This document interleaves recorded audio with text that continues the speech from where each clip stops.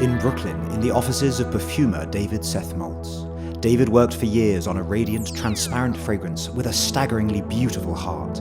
One Friday evening, with a final stir, it was complete. The formula was long and complex, and all copied down in his antique leather workbook. As he sat back, satisfied, he felt a sudden, heavy slam upon his head. All went blank. Hours later, David awoke with a thumping headache. He looked down at his workbook. The formula of his newest, most prized creation had a violent tear ripped out from the page. The heart section was stolen. Without its heart, the fragrance was dead, murdered.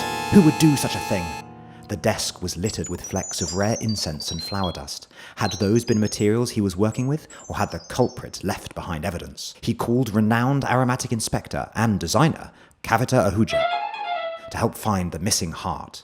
The heart of David's fragrance had been inspired by recent acquisitions to the Department of Antiquities in London's famed Museum of Fragrant Epics. He had spoken there with a doctor named Newman Hay about the perfume he was working on. Kavita and David grabbed their finest livery and travelled to London by propeller plane.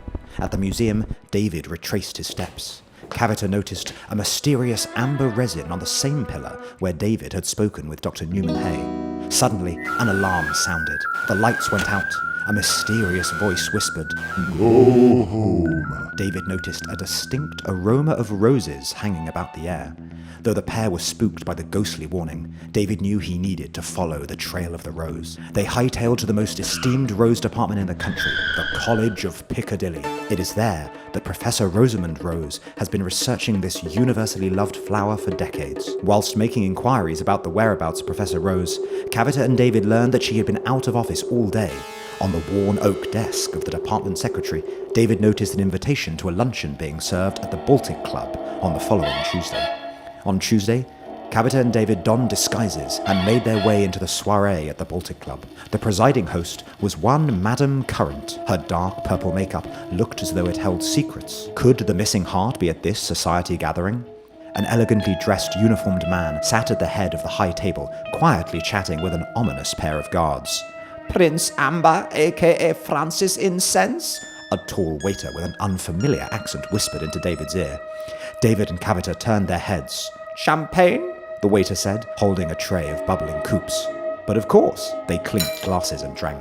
"This champagne tastes strange, almost like patchouli," David said as the world faded from his eyes.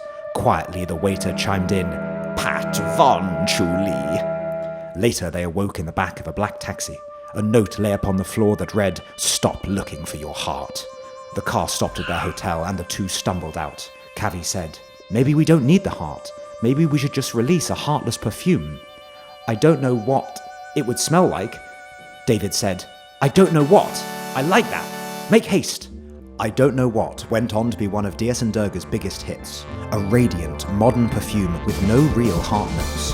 For years, David was afraid to look for the missing heart. Which one of these shady characters fits perfectly into the heart of I Don't Know What? Or is it a combination of them? Help solve the murder of the perfume and layer your own story.